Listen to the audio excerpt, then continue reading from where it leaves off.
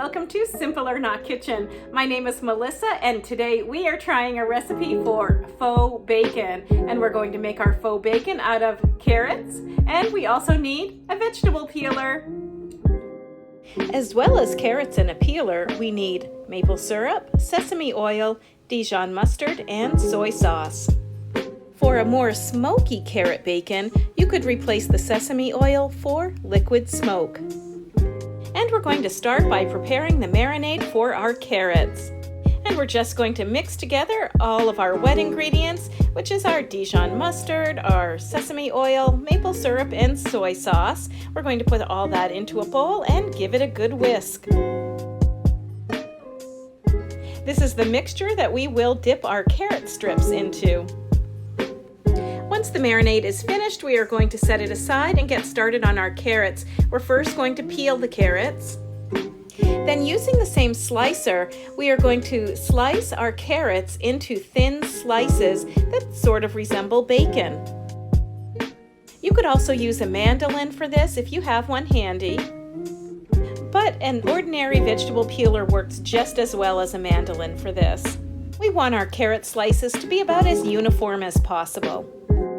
Once our carrots have been sliced into strips, we're going to dip them in the marinade and place them on a baking sheet. As that marinade has maple syrup in it, it is a little bit sticky, so I lined my baking sheet with aluminum foil just to protect it. So when I was making this carrot bacon for the first time, I was pretty confident up until this point.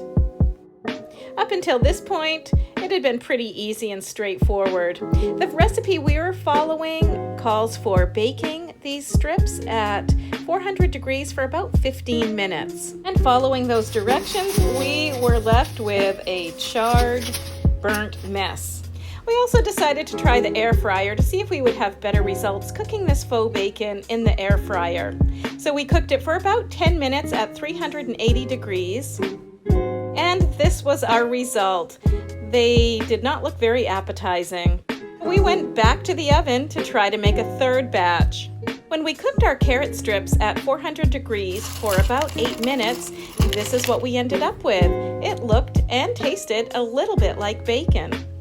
While it won't fool anyone into believing it's actually bacon, we found that it did work really nicely in a vegan BLT. When our faux bacon was layered on bread with some sliced tomatoes and baby arugula and vegan mayonnaise, it made a really tasty sandwich, almost better than an actual BLT.